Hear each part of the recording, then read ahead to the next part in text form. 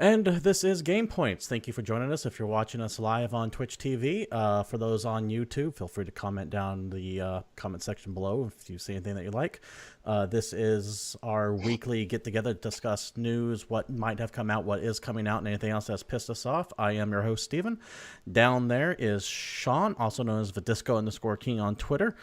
To his other side there is David, also known as Palshife Satori. And let's go ahead and get this started with something that I think is the most important news of the entire week. Nintendo laid a claim on us. Yeah. I can't even begin to discuss how hilarious that is, considering that last week I went off about Nintendo filing copyright claims on things and I dared them to come at me. And what did they do? They came at me. I think they had a guy just sitting there watching Twitch streams, like some motherfucker. This motherfucker right here. This son of a bitch. Now it is just a claim; it's different from a strike. Yeah, it's just from a bot. Yeah, but they're still responsible for the bot. To be fair, what drives me nuts is what they're claiming was an official trailer for Fire Emblem released to the media to be used in things like this. Yeah, that's pretty good. Once again, just showing how out of touch Nintendo is. I can't wrap my head around it. They're just a bunch of old people behind a computer. They're the Mr. Burns of the gaming industry at this point. Not because of the evil EA side, but because of the whole out of touch rotary phone kind of side. How do I reach these kids? Get off my internet. Yeah, they're the never mind. I forgot what his name was. Clint Eastwood. Yeah, get off my lawn. Is he the one that was talking to Asian people? Is that Gran? Yeah. I was going to say, is that Gran Torino Clint Eastwood? Yes. For some reason, I got confused with John Wayne for a second, and it just all went to hell. Get off my lawn, Pilgrim. So yeah, that. What was funny about that entire thing was there is something called the Streisand effect, where bitching about the thing makes it more important than what it actually was, and by trying to take something down, you get more people seeing it. And that actually kind of worked for us. That specific episode of GamePoints went from a grand total of 5 views on YouTube to 17 after the strike claim was made. Yeah, that's more than double. So Nintendo gave us a 300% plus viewership on the YouTube. One might say it's Nintendo. 3 times. Yeah, no, I'm in. Thank you for the free publicity, Nintendo, like I predicted. But yeah, that was entertaining. We're going to move right into breaking news. This just happened a couple hours ago. BioWare's upcoming 4-on-1 action RPG Shadow Realms has been canceled. So I'm going to be honest about this one. I actually didn't know a lot about Shadow Realm, and I read the story and everything like that. And when I read more about it, I got mad because that's the game I wanted to play after I read about it.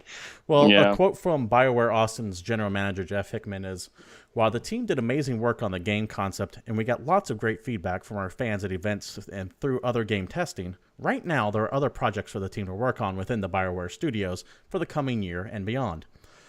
We've got an incredibly talented team here at the Austin studio, and they're excited and already deep on new projects within the BioWare family, ones that will make some great BioWare games even better."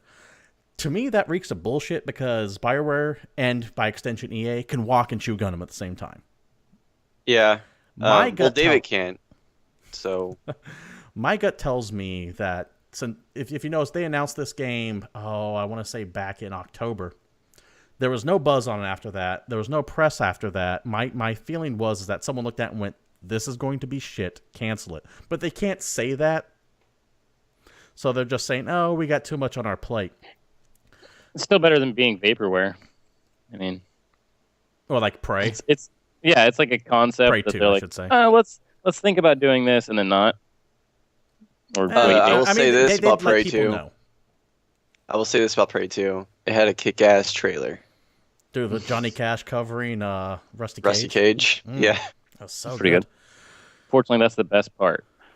Jeff Hickman, there's a part after that? I think some people played a game. I was looking forward to Prey 2. Jeff Hickman went on to say essentially the other projects that they're going to work on include the next Mass Effect, an original IP, and they're mainly shifting their focus onto the upcoming Star Wars The Old Republic expansion, which I believe is called Shadow of Revan or something like that. Okay, so How well is Star Wars: The Old Republic doing? Do we have like any kind of numbers on that? No, I don't have those numbers. I think it's doing well enough. Apparently, to make an expansion, I thought this game actually died down a lot. To be fair, because I played this game in beta and I played it when it came out a lot. It was a really great solo player game that they tried to make an MMO.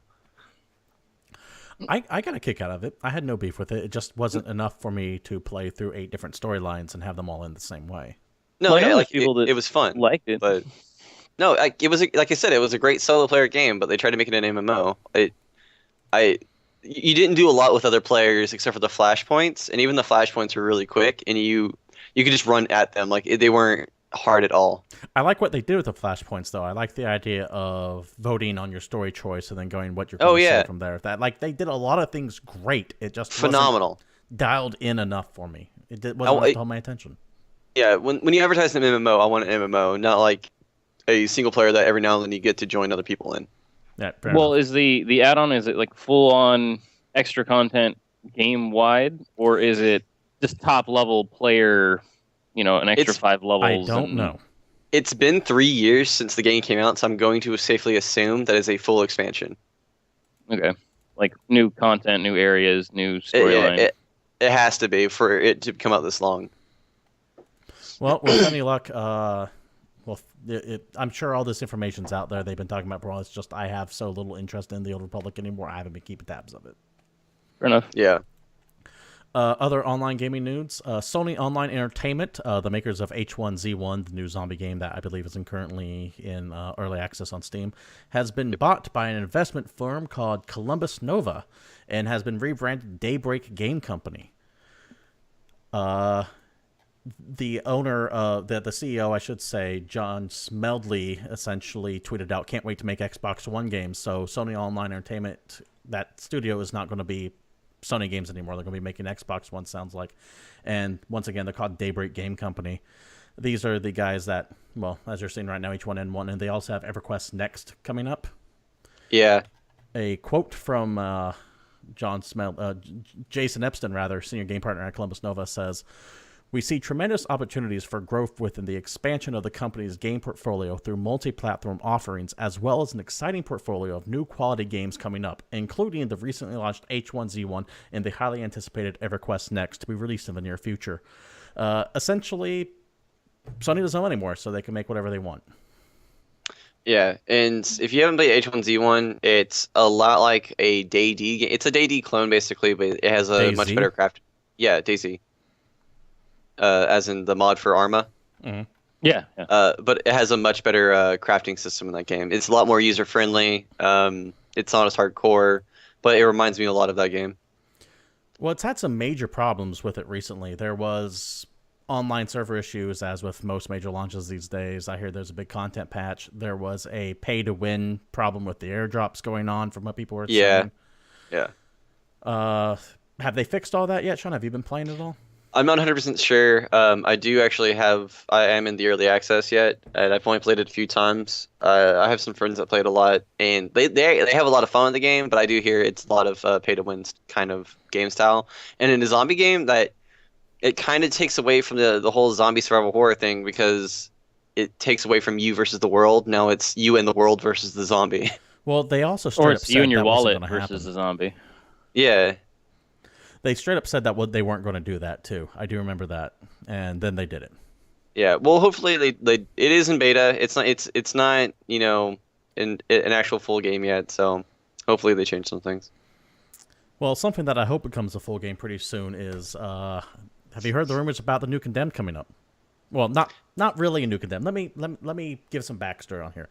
Jace Hall, he is the developer of Condemned and Condemned 2. They were both early Xbox games, and he is one of the few people that actually not only created it, but owns the full rights to it.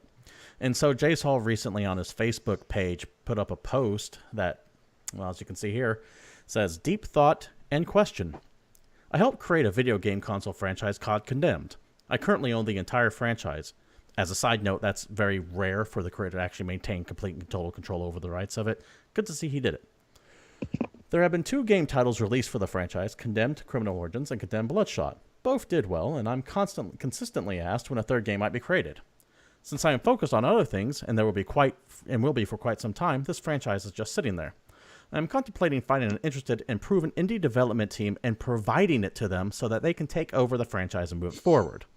As an indie, it can be very hard to get marketing media attention for a title that you work on. This franchise is already quite known, has market demand, and is in an innovative genre/category. Should I explore this idea further? What say you all? Yes. I say hell yes. Yeah, that's phenomenal. Absolutely. I remember playing Condemned and being terrified by it. And correct me if I'm wrong. It's supposed to be in the same universe as Fear, right? At least it's loosely connected. Monolith did this thing with its games where they would reuse some of, like, I don't want to say background ads, but you'll see like product placement, kind of the way Quentin Tarantino does product placement. Yeah. So whereas Tarantino has Big Kahuna Burger everywhere, Monolith would have like the snacks. I want to say they were called cheesy poofs. I can't remember, but they would be in all their games. And you would see like the same magazines in Condemned that you would see in Fear. Now, it could be lazy development. They could be like, hey, we have this asset, throw it in there. But you can make a case for it. Well, especially the second one. The second one kind of did get more supernatural than the first one. So it would make more sense if it was the same universe too, at least a little bit, because there's a lot of evil shit going on.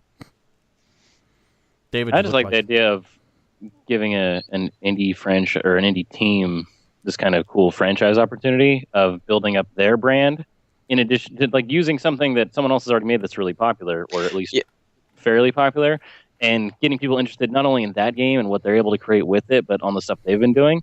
That's an awesome thing for a guy to do. I mean, he's been sitting on it. He can't work on the project. And if he has like his favorite indie developer that's done stuff that's even remotely similar, or just stuff that he really likes and can work with them, or even completely hand it off, power to him, man. That sounds awesome. Who did Outlast?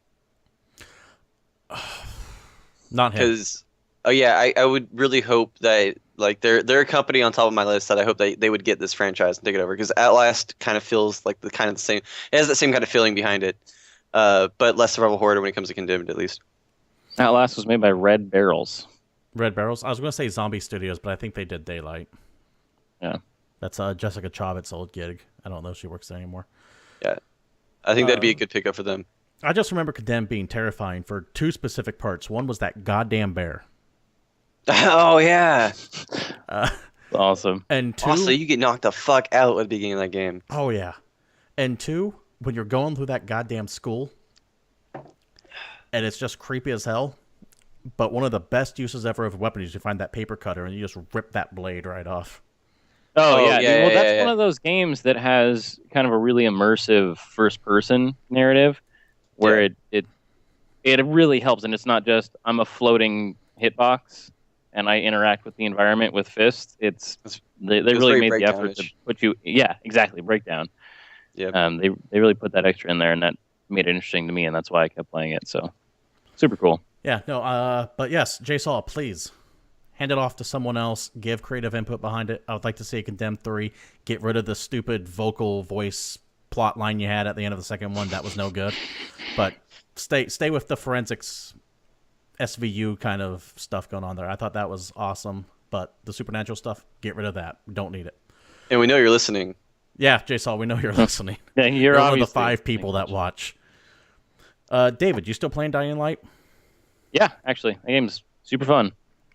I mean, it's not perfect. It's got some quirks and bugs, and I mean, if you really hated Dead Island, you'll probably find the same things to complain about. But mechanically, it's a bit more solid. The perk tree and the skill tree is actually really cool. I'm playing with 2 other friends, and our skills are completely different. I mean, one person's just an athlete, and they run around, and they never really fight anything. The other person kind of has the scavenger thing going. And me, I just drop kick people off of buildings. That's my whole job. Like, it's super fun. That sounds like a great thing. Remember last show how we were talking about there was like some modding DMCA bullshit going on with and Warner Brothers. They put that patch in to try and stop cheaters, and they ended up screwing over the modding community, and people got all up in arms thinking they did it on purpose to screw over the modders. Yeah, well, the good news is Techland's more or less, they came out not too long after that and said, hey, we screwed up. We didn't mean that to happen. We've always embraced the modding community. And recently they actually put out a bunch of modding tools. They're going to be releasing them. In a press release from Techland, They say, quote, "Modders were a massive part of our gaming community since Call of Juarez 2 and Dead Island, and we wish to continue that with Dying Light. This invitation is only the first stage of our cooperation with the gaming community. After the modding tools are released, we plan to actively support the coolest mods created by players." That's awesome. That's what surprised me when I heard about the DMCA stuff before, because Techland was so embracing of the modding community in both, well, like they said, Dead Island and Call of Juarez 2, that to suddenly go, oh, we're going to ban all of it, made no sense whatsoever. Yeah. Sorry, I was drinking. Awkward silence. we were all baby. drinking alcohol. I'm here for you. That's what the trailer's running, baby. Yeah, you're supposed to just wow them with your words and whatnot. No, but that's actually amazing. There's a lot of little things that can be tweaked, and I'm sure the models will get to almost immediately to make that game just phenomenal. And the fact that they're just throwing that in there. Is it going to have like full Steam Workshop support, or do you know if they're just releasing that yet? Because that would involve getting Steam itself involved, I believe. I think Steam Workshop, you actually have to work through Steam. This is just going to be on its own, though I can't see why it can't happen. Yeah, absolutely. And in fact, the modding scene is one. I mean, think of some of the biggest games out there that came from the modding scene. In fact, League of Legends directly came from the modding scene from StarCraft. Now, it's not Dota, which there's a Dota 2 right now, but if Dota was never made, there would be no League of Legends. And that all came from a mod. Same with Counter-Strike. Well, the nice thing also is that once you get something involved in the modding scene, it just extends the life of the game by a ton. Leaps and bounds. How many people are still playing Skyrim right now, and it looks nothing like the one that was released? Oh, absolutely. Ago? Oh, people are excited that Blizzard just made all the Warcraft 3 assets completely available for StarCraft 2. Yeah. So you can. There are people now literally recreating Warcraft 3 with the StarCraft 2 engine. And they're not even paying people to recreate their own game. No. Yeah. If you throw things in the hands of the fans, you'll get some amazing input. I mean, another big example is Left 4 Dead. Left 4 Dead came from a source mod that became Left 4 Dead 2, and now they're releasing Evolve. None of that would exist without modding. Yeah. It's any great game has been mods, and any good mods have from those great games have become great games. Like, it's just a continuous cycle. I'm going to take this moment to pause and thank DJ Zionide out in chat. He's hosting us on his own channel, so thank you. Yeah, hey, thanks, buddy. Moving on, though, play to my things, kind of music. to things that shouldn't be anymore, and that's Sega. Sega, as we discussed, I believe, last show, is having some major financial issues. They were forced to downsize. They were forced to move from San Francisco to SoCal. And so their grand plan to make more money is to release yet another fucking mediocre Sonic game. Yes! I mean, I'm excited. But Sega does what Nintendo don't. Yeah. Hire hella people. Or make money. IGN reports that the new game will be called Sonic Runners, and though details are few, we know that the game will be released as a free-to-play title supported by in-game premium items. The official website lists it as coming to iOS devices running iOS 7 Plus for the Android users and on OS 2.3 or later. Essentially, it's going to be a endless runner, it sounds like, if I had to pick a guess. But God knows nothing makes more money than a fucking freemium game on an iPhone. Because, dude, how the mighty have fallen. How does, an old hardware creator and then software creator and just a company that's been around forever fall all the way to looking at mobile gaming as a primary source of income? I mean, I understand everyone makes mobile games, and there's companies that make a good amount of money doing it, but it just seems weird for them to. This is their Hail Mary. It'd be like Nintendo making only phone games from now on. Yeah. If Genesis wanted to make if Sega wanted to make some money, they would make a Vector Man 3 and a Toe Jam and Earl 4. Man, that's so old. I don't even know what that is. You don't know what Vector Man or Toe Jam and Earl is? I know what those are. Can we talk about Shenmue again? No, we can talk about Shenmue again. Do you need to find some sailors? I'm always looking for sailors. I remember the maker of Shenmue saying that game was originally going to be 9 games long. And I remember even then reading that magazine and yelling bullshit at it. That didn't work out for them very well. No. But yeah, Sega has a hard time making money. You know what does not have a hard time making money? Grand Theft Auto 5.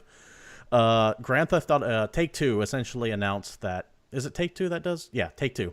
Take-Two announced that GTA 5 has sold in. What sold in means is shipped to retailers as opposed to sold through, which is given to the customers. But sold in 45 million copies over all systems. What's impressive about that is that 10 million of that was on PS4 and Xbox One. 10 million copies of a game that's, 2 years old now? Yep. Sold on next-gen consoles. Well, it's people like me. I bought it on the PS3. I played the hell out of that game. I love the game. And when I got a PS4, I bought it on PS4. And I'm building a new computer rig, and I'll probably buy it on Steam. I cannot wait for that game to hit PC. It's going to be phenomenal. Have you seen what Grand Theft Auto 4 looks like on PC at this point? It looks phenomenal. Oh, because It's they just ridiculous. back to the modding conversation. They just went here, have fun. And Grand Theft Auto 5 is legitimately a really good game. Like all the scenery and stuff, fun stuff you can do aside. Like it's got a pretty good story. Like it's fun. It's actually fun to play the storyline in that game. No, agreed. I don't care online about is the just multiplayer. phenomenal. I don't care about Grand Theft Auto 5's multiplayer at all. You're dead wrong in that. I probably 45 million people agree with you. Yeah, I know. Me and this army. But I like GTA 5 story to a degree. I mean, I enjoyed playing through it, but the multiplayer I just did not give a goddamn about. Especially since they kept promising me heists, which were the best part of GTA 5, and they're still not out. Still. No, because they were one of the first open world games, like with Grand Theft Auto 3, and they have this whole thing built in, and it's phenomenal how they have it incorporated into all their games. But throwing a bunch of people in there, this makes it way better. Also, fact. Good. I was thinking if anyone's seen or played the Just Cause 2 mod that makes it so it's like 64 players or whatever. Oh, I didn't yeah. even know that existed. There's a whole. Yeah. So Just Cause 2, that little game where you run around on an island and you get parachutes and you drive all these cars and you can grappling hook to things. Yeah, imagine that with 64 people on the island.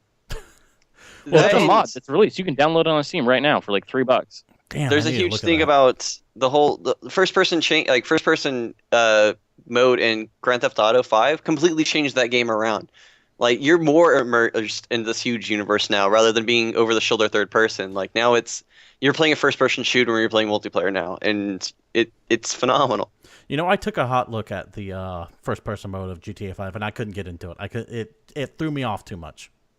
Dude, I can't wait for that, because then if someone wrecks your car, you're going to track them down, and you're going to murder them, and more importantly, you're going to remember their face. Yeah. That's what you're looking at. There was speaking of murdering them, there was a mod or not a mod, but there was a video online about someone running around like Jason Voorhees, like stalking people in the game. Yep. That's great. And he would have his headset on, and he would crank up the as he approached up on him. Oh, I've seen that video. I want to do stuff like that. My character looks like Maynard from Tool. It reminds me of the old like DayZ footage of people that would capture strangers or just follow them around making creepy ghost noises or whatever and chase people into buildings. Or riding a bike. Yeah, you just throw we're going to move to a game that I actually care about rather than GTA 5, and that's Persona 5, because I'm a JRPG fanboy. Persona 5 had a new trailer come out. I'm really excited about it. It's going to be the first Persona on a next-gen system, or current gen, I should say. That game looks really good. It looks really good. I'm psyched up for it. Yeah. I like the Persona series a lot. I didn't complete 4. I mean, I played it a little bit, but I really got into 3. I thought that game was phenomenal. And it's Japan-tastic. I'm all about it. 4 does that thing where it starts off all kind of happy, and it's like, oh, okay, this is going to be a childhood romp, and then gets really fucking dark really fucking quick. Mm-hmm. Because it's imagine an episode of Scooby-Doo. You're a bunch of kids, you're going around, you're trying to find out old man Crothers, and then all of a sudden a serial killer strikes town. I'd watch that video. Yeah, I'd watch the shit out of that Scooby-Doo movie. Yeah. But yeah, Persona 5 coming out hopefully later this year in Japan. Who knows when it's going to come out to America. With any luck, we'll get some even more information on it. I've always loved the art style to it. I love the soundtrack to it. There is nothing that I dislike about Persona. I'm even a sucker for the stupid classroom drama crap. I'm just a sucker for it all. Dude, it's all about making sure you don't fail your tests and also defeat a bunch of demons. Like that's a core part of the gameplay. Yeah, it's If just like I my high can't school. be late to history class after fighting demons all night, I'm not playing Persona. Come on, what do you do? More information from Japan. In an interview with Famitsu, Famitsu is a big gaming magazine in Japan, notable for being paid off for a lot of their reviews, or suspected of being paid off for their reviews, to put it nicely. They're in bed with a lot of publishers. But news in an interview from them, this is via DualShockers, which is a website you can go check out. Hideo Kojima says he would like to remake the first Metal Gear Solid in an open world Shadow Moses, but doesn't have the time to make it. Yeah, and my dick just got rock hard. I'm glad we had the exact same thought, Sean. That was pretty good. Do you need some clothes to be dried? Because you can hang it on this dick right now. Here's the thing. Metal Gear Shadow Moses itself was an awesome environment, but it was very, very small. Yeah. There was the intro with the helipad. Then you had the first building. Then you had the long snowway to the caves. And then you had the second building, and then the basement underneath that. Yeah. That was the extent of Shadow Moses. I don't see how an open world will do that unless he's expanding the size of Shadow Moses significantly, which might take away from it. Point of interest. Shut up. Shadow Moses is fucking dope. MGS is amazing, and I don't care how small it is. I would still play that so many times because I'm just thinking. I know you've played MGS 5 or what's out for MGS Ground 5. Zeroes. And it's this island, right? And you can play it tons of times just with missions. I'll go back to Shadow Moses and just run missions of like rescuing people and doing everything else and just throw the core Metal Gear game in there as well. I don't have any issues with that. Well, here's also my I don't know if this can happen kind of thing, because Metal Gear Solid's already been remade once, the Twin Snakes on GameCube. Yep. I don't know how in depth those rights go. Does Nintendo own the rights to any remake of the Metal Gear Solid? Do they only own the rights to that specifically? Does Kojima retain the rights to it? I have no idea how the copyright on that works out. Also, considering that when you take copyright from Japan and put over to America, it can also lead to a massive clusterfuck. It's why Resident Evil is called Resident Evil here and not Biohazard, which is what Capcom wanted to call it, but there's an American band called Biohazard. And that's why that's like that. It's why Robotech is never shown in America anymore, because Harmony Gold fights with Japan. That's an anime thing on a whole other side. But copyright can get really weird when you're talking international lines. I feel like Metal Gear Solid could be our Gandalf. You know, he fights these giant monsters for you, he protects you, then he dies. And then he comes out as Shadow Moses the White. In your time of need, he is here for you. I also feel like Kojima could just walk into any board meeting, take his pants off, and get his rights back. Like, here you go. You know, as much as I love him working on Metal Gear, we have to give the man time to create Silent Hills. Whoa. There's one other thing that's very important that we need to wait for him to do. What's that? Zone of the Enders 3, motherfucker. When are you bringing that into my life? He keeps teasing that. He'll keep I don't want to say he'll keep doing it, but every now and then he'll ask fans, if I get enough support, I'll do it. And people like cheer for it. And he's like, well, then I guess I'm doing it. And then he gets like that troll face. You know what he could do even just to screw with people? He could release it on PS3 right now. I wouldn't even care because it'd be the best looking PS3 game that's still better looking than most PS4 games. You guys gonna have PS2. You can have your Zone of the Enders 3, but don't. Steven's head's in the right area. Let him create Snatcher? Silent Hill. Let this happen. Because I want people to remember that 2 years ago when we first did this podcast, that was actually my bold claim of the year, was calling that Hideo Kojima would take over that series. That is straight up true. You did back in 2013. I called that a year. November 2000, or January rather, 2013, predicted that Kojima would take over the Silent Hill franchise. Yeah, I'm proud of. So that's my baby. I want that to happen. Proud to be your friend. Yeah, dude. You're welcome. I made some calls. So you made some calls?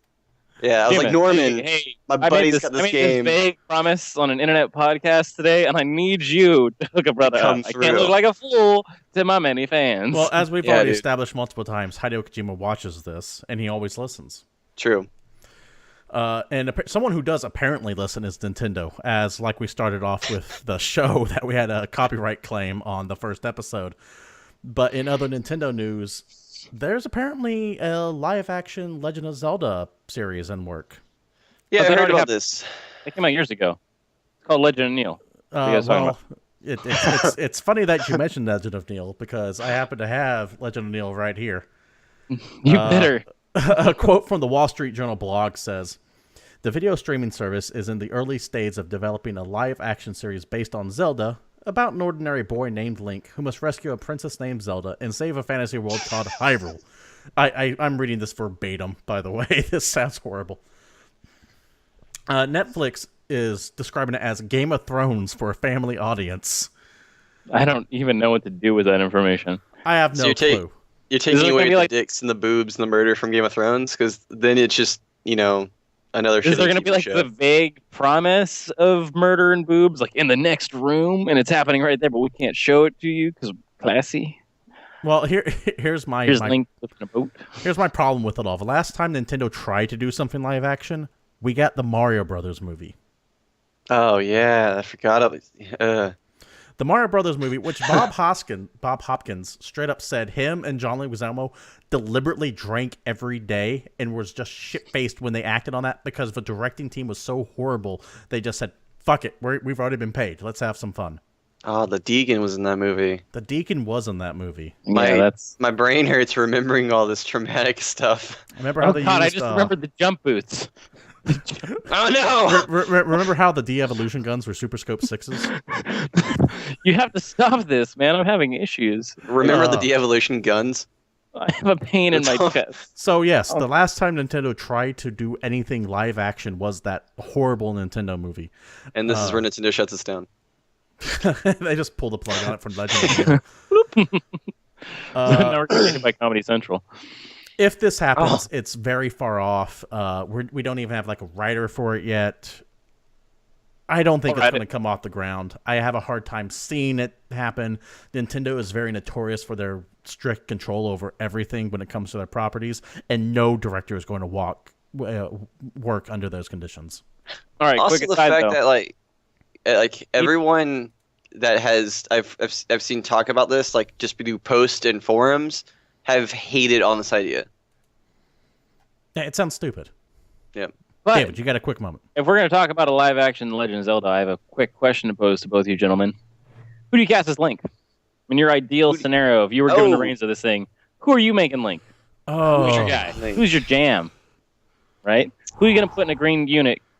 Well, are we doing young Link, or are we doing like older, more mature Link? That's true. Are we doing Kid Link or old? It's gotta be old Link. It has to be old No, Link. dude, it's not gonna be Kid Link.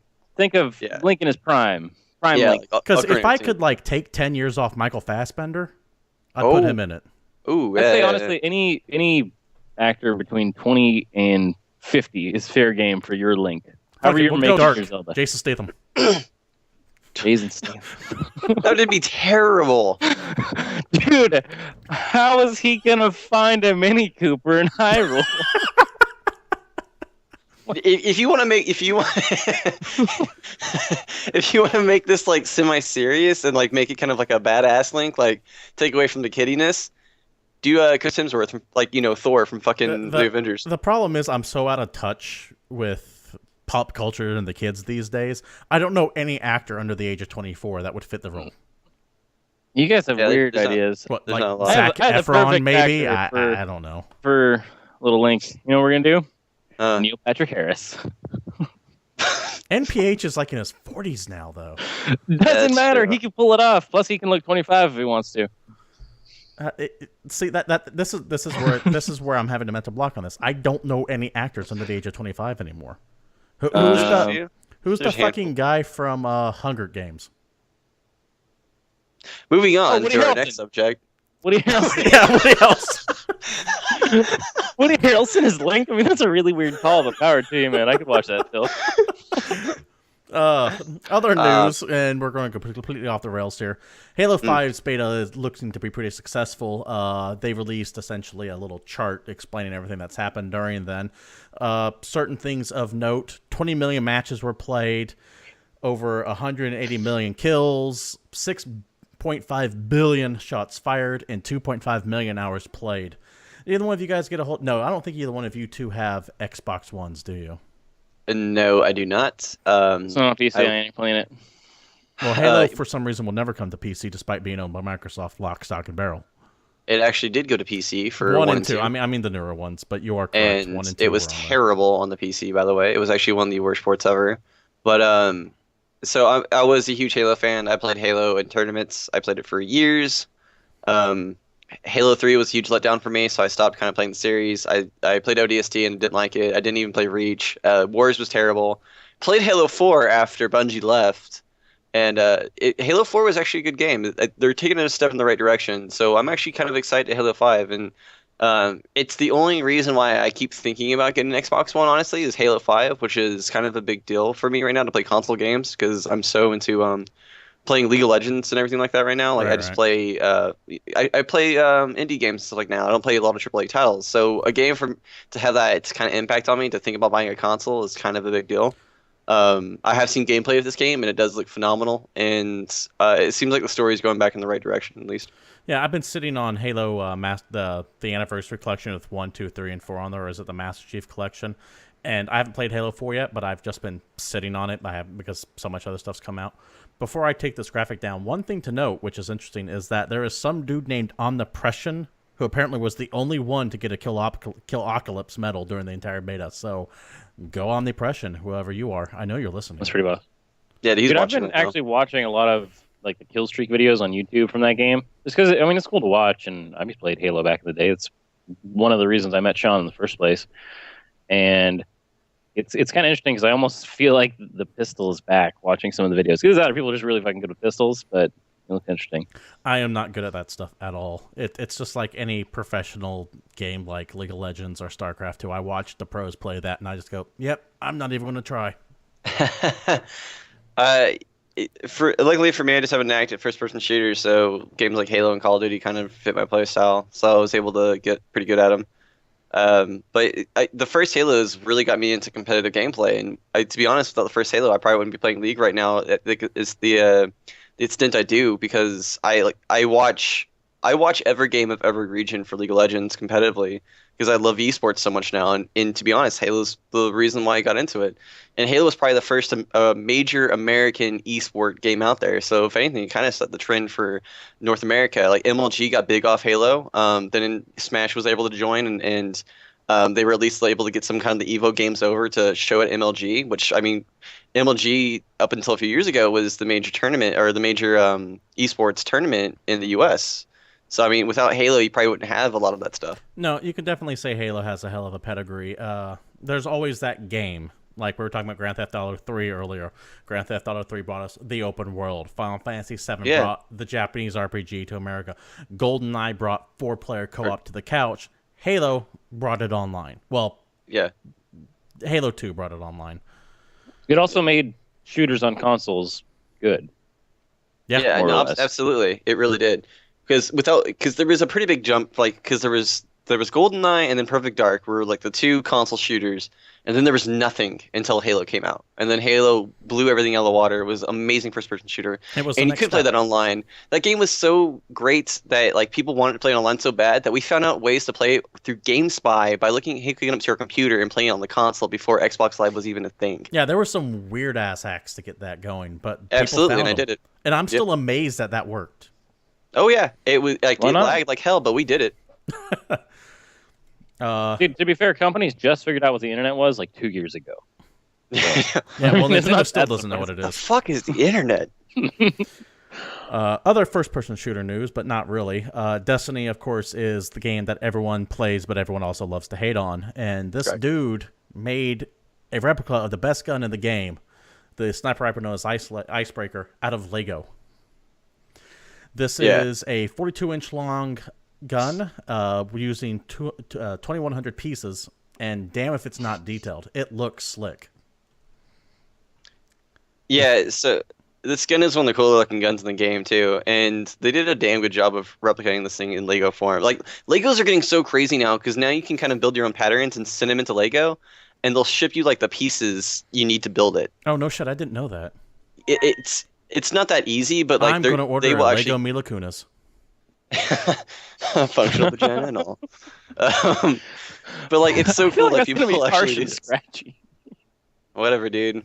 She's Russian. Right. It's true to life. I'd like to go ahead and state that GamePoints does not endorse this kind of behavior in any way, shape, or form, and that GamePoints is not going to be responsible for anything that you may or may not do in your own free time. Don't build That Legos is around the your second penis, time is we've what he's ever saying. had to do that on GamePoints, by the way.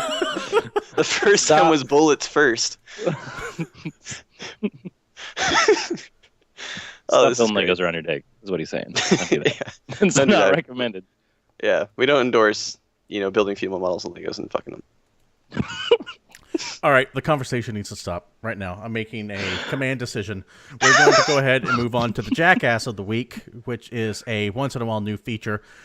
This son of a bitch, and I'm going to preface by saying this is all allegedly right now, so I don't get sued. That being said, this jackass named Brandon Wilson, he lives in Las Vegas, was arrested, in 19-year-old punk, arrested in Las Vegas for fucking swatting people. Now, if you don't know what swatting is, swatting is when you get someone's personal information because you're pissed off at them because they beat your ass in an online game, and you call the local police department and say, hey, I have a bomb or I have a hostage and I'm going to murder everyone in this house unless you come and stop me, and you give them their address. Then the police show up, kick down that guy's door, point a gun, shoot his dog, which has happened. And it's just a really fucked up thing to do. And I'm really glad to see one of these son of a bitches get caught. Allegedly, Brandon Wilson, who aged 19, was arrested Thursday after authorities searched his home.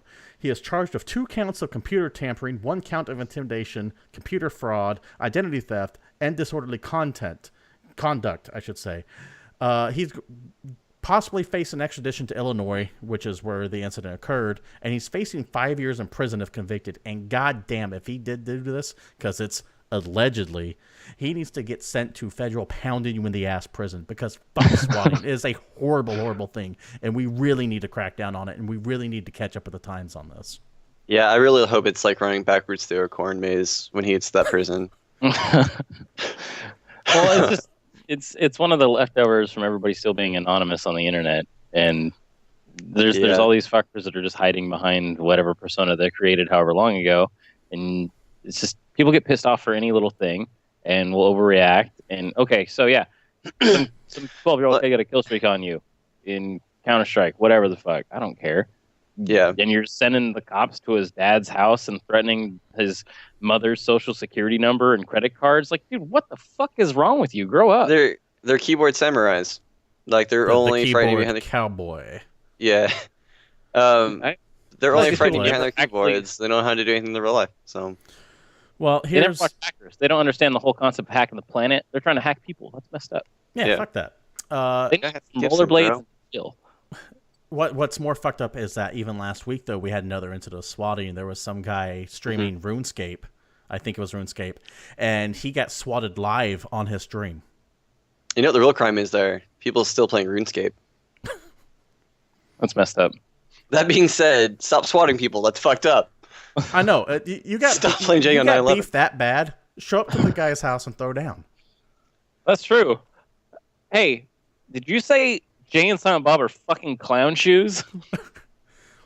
Because that actually needs to happen. There needs to be people going around just beating up these alleged people who are doing stuff like this, so it stops happening. We need Jay and Silent Bob to actually act on this. Can we just hire them to go beat up all these dumbasses on the internet? Once again, this is all alleged.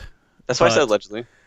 The picture, I'm not going to show his picture, but the picture of Brandon Wilson is exactly who you would expect from someone who's swatting this too. He's got like the full-on neck beard. He's kind of chubby. He looks like he lives in his mom's basement. It's you're World guilty of Warcraft until 5 proven from South Park. innocent in America. Yeah, he didn't have a fedora in this picture. You're guilty until proven. You're innocent until proven guilty, I should say, in America.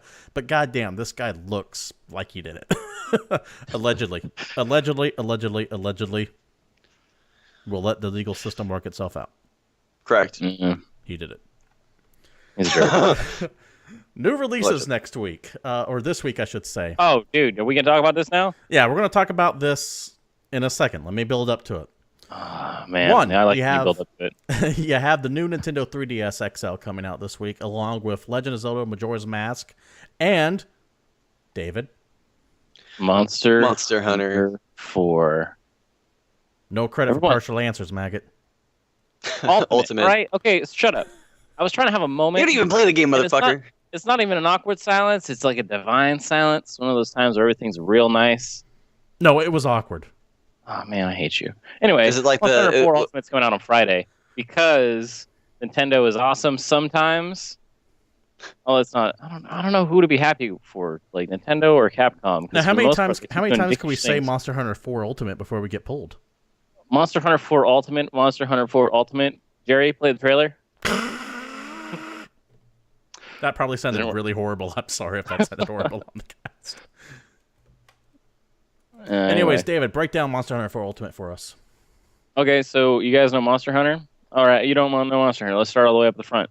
Monster Hunter is a game where you control a little guy or lady, pick your favorite, and you start in your underwear. And you go outside and you start beating up cows. That's cool. You beat up cows, and then you carve those cows, and you make sweet leather pants, and then a sword, or a bow, or a gun, or Sean, a bigger would you like to sword, give a or an better axe. explanation of what Monster Hunter 4 is? So Monster Hunter 4 is a 4-player co-op game that David can't talk about because that's how he explains every fucking game. That you go into this world and you hunt monsters as 4 people, and it's based on all these monsters, you get gear by killing them, and that's basically kind of how you level up in the game.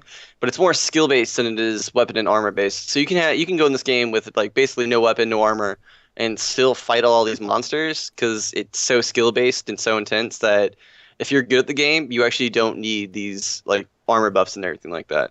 So it's just a 4-player co-op game. It's a 4-player PvE game. I was getting there, man. I was going to draw them in, bring them into my world, and then just let it out on them, and they were going to love it. But if you're going to screw with me, that's fine. I know you two are picking it up. I might pick it up myself, absolutely. depending on how the online component works out, because Nintendo and online, they have, like we said earlier, they have no idea what the fuck the internet is. I will make They're it like so Quagmire. if I have to.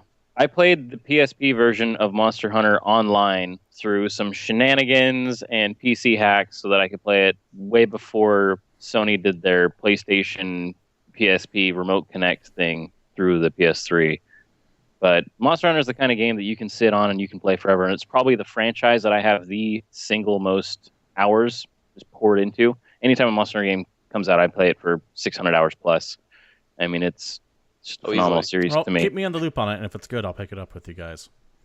Yeah, the whole fact that it's skill-based makes it kind of amazing because you can see the low-skill players from the high-skill players, but you can still play together because someone can have really good gear and not be that great at the game and still have tons of fun, whereas the hardcore players can challenge themselves and show up into a mission with just a mediocre weapon and no armor and just see how long they can last. And I mean, if you're good enough, you can do it. Yeah, my managing editor at GameCritics.com already has a copy of it and has been playing for the past couple weeks, and he's just gaga over it. He absolutely loves it. Yeah. Other games this week: Super Stardust Ultra on the PlayStation 4. I love anything House Marquee touches. They did Resogun. They did Dead Nation. I'll probably be picking this up. And also, arguably the most prominent game this week, Evolve. Now, I was excited for Evolve, and then they did this massive pre-order DLC bullshit. Now I don't even know what I'm getting with what I buy anymore, so fuck Evolve. I'm not picking it up anymore because it's so convoluted. Yeah, I don't think I am pronounced either. that word like a motherfucker, and I don't even I was so excited for that game. Honestly, of PAX last year, that was one of the coolest looking games to me. Playing in the beta, I fell in love with the gameplay. Playing as the monster, playing as hunters was ridiculously fun. It looks phenomenal. And it has a great concept, but they've just muddled it in this DLC pre-order nonsense. And at this point, I mean, I'm not pre-ordering any games this year, or probably ever again for that matter, because I'm just over the whole fad. And I will look at that game in about 6 months when the bugs are patched over, and it's a full game, and they've decided to actually throw in some content. I'll buy the Game of the Year edition. Yeah, and honestly, even then, sounds only if it includes everything at that point. Like, there better not be select monsters you can't get unless you did something to get them. Yeah, I'm not paying That'd be the only way to play it. $90 for most of the game. It's just fuck that. people who have it now, and most of us, if you have it, will have it in about 10 minutes, as it's 8:50 on the Pacific Coast, West Coast, I should say.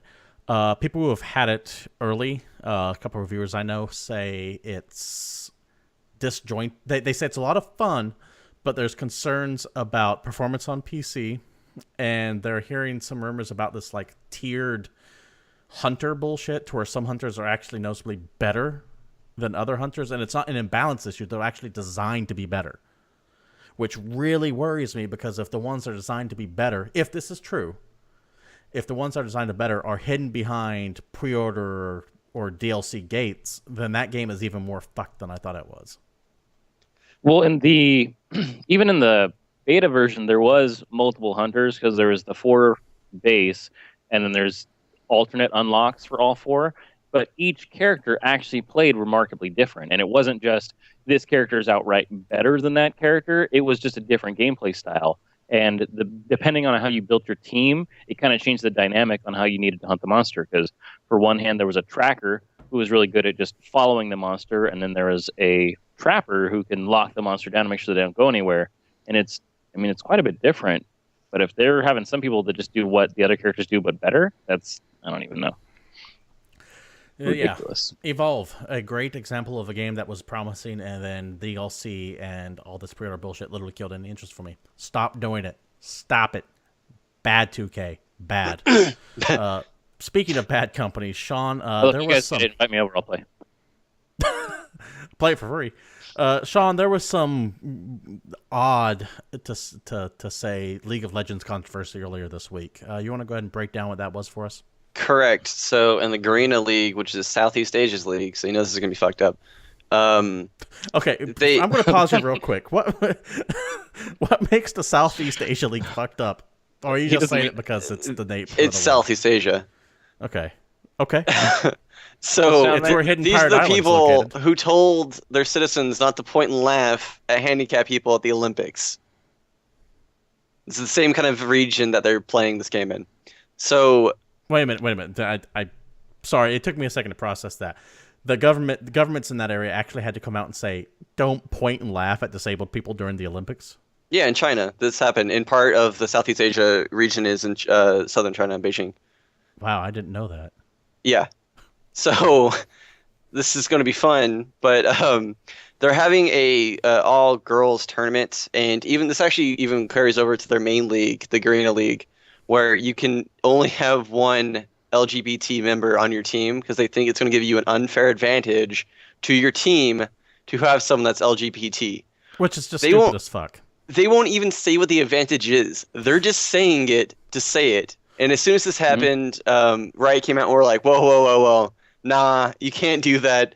LGBT are fine anywhere. Like, they shut it down immediately. But just the fact that, like, Asia I like in general, that they said that without giving an excuse. Not that any excuse that I could think of would work, but just going, I'll give it an unfair advantage. What advantage? No, some don't of the worry about quotes from the people quoting the unfair advantage portion of that, some of the people were legitimately saying that they can't have the women's league and the men's league together because it's not fair to the women, and they're worried that the LGBT crowd thinks more like men. Yeah. And would therefore put the team at an unfair. Like, I can't even get through that. That hurts to say. It's an esport. It's not even like, yeah, like there's not even physical build to worry about in this. Like, that argument aside, it's an esport. There is no like argument for it. Yeah, anywhere I outside of can't wrap my South head Korea around and Japan and like this area is just so ass backwards when it comes to shit like this. It's ridiculous. I don't.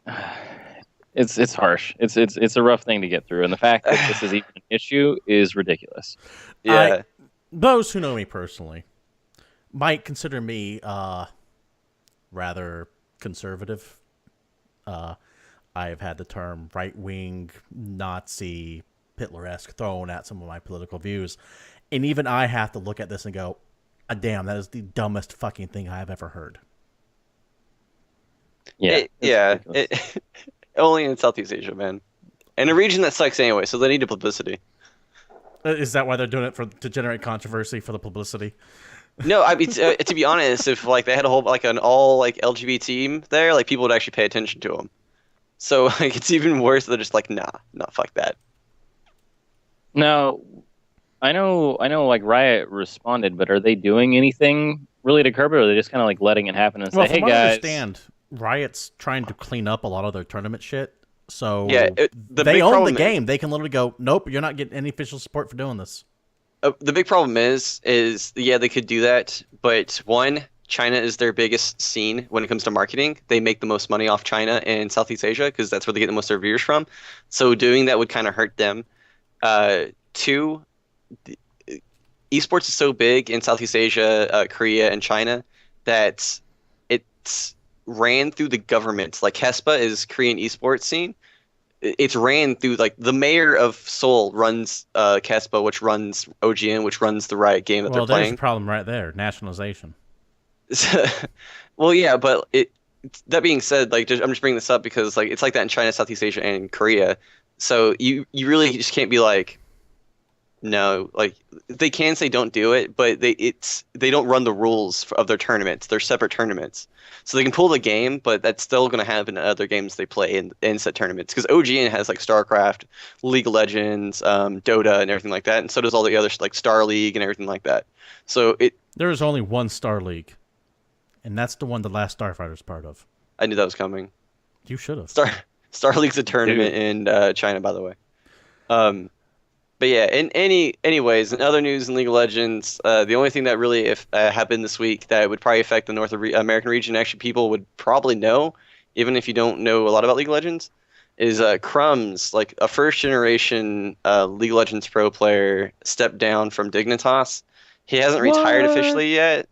Yeah, exactly. Like this dude's actually kind of a fan favorite, and he's one like the coolest, chillest dudes through League of Legends. He was one of the few people that never had a problem, never raged on stream or anything like that. So he was just a straight up dude, and he stepped down from Dignitas because he was having conflicts with their team. Apparently, he wants a coaching staff around him, and Dignitas refuses to get one, even though Riot is paying teams to have a coach these days. So I don't know what the deal is with that. But hey, if he wants to walk away from money, he can walk away from money. He's stupid, but he can. He watch that guy stream all the time. They make way more money streaming, so it doesn't matter. He's still going to make the money. Actually, now he has more time to stream, so he can actually make more money doing this. That's why a lot of people are retiring early in North America. But he's still looking for teams. He said he hasn't retired yet. He's still available, but he doesn't know if he's going to come back immediately or for the next split.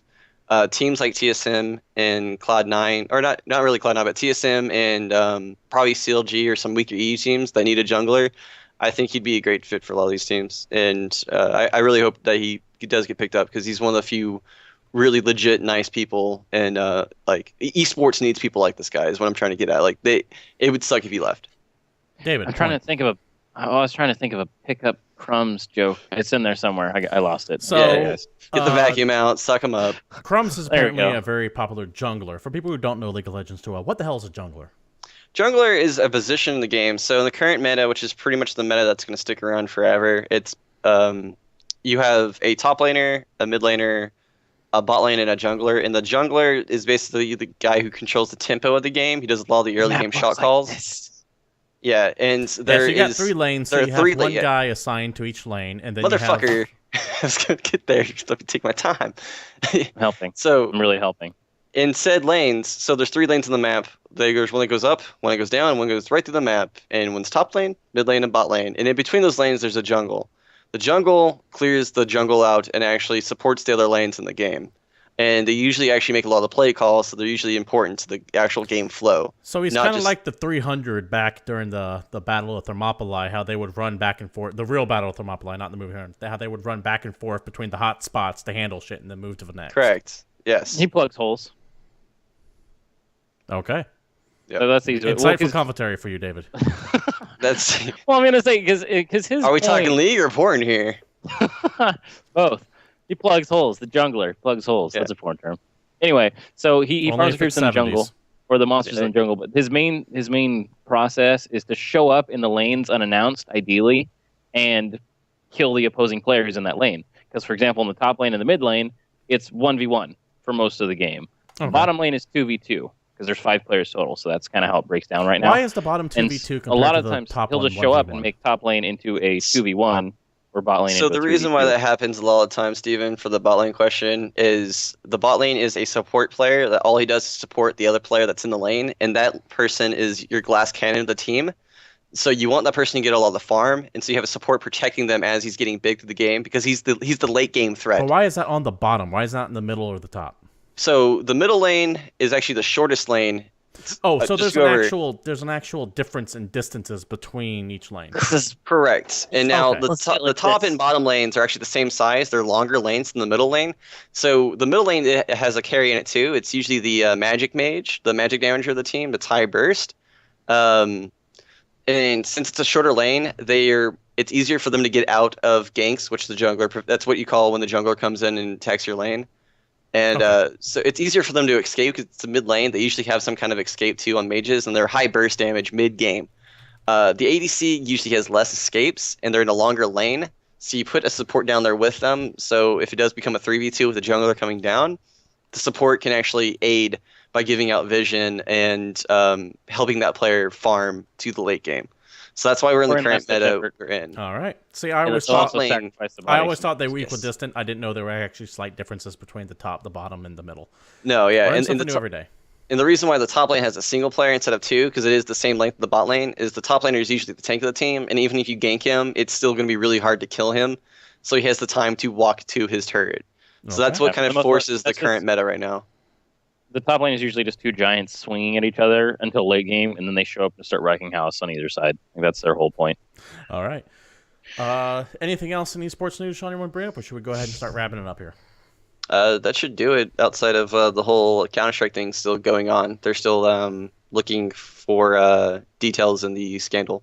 Yeah, that we talked about last when week. that breaks, we'll definitely get some news on that. I've heard same as well that there's some more price matching or price fixing, fixing. Well, besides the fact that Valve released a statement telling the professional CSGO players to not gamble on the outcome of games, like I know that was an official release. I think that may have been either right as we were discussing it last some week or serious immediately money's after. changing hands.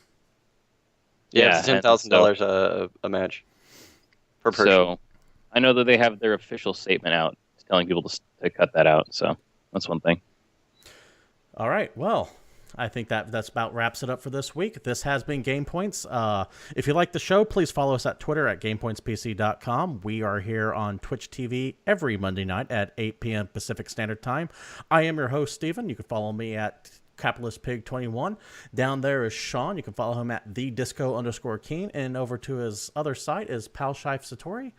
I have one also tweet. known as David, I should say. He's got one tweet, Tweeted so one go type. follow him some more. Now, Super good. Game Points Episode 1, as we discussed, opened the show with, had a copyright claim by Nintendo. So, Nintendo, this is my response to you. Fuck you, you weird old dick nose. I've beaten 3 levels, and if I want to tie one on, it's my own damn business. Get out of my... Out. Tell me how you really feel, why don't you?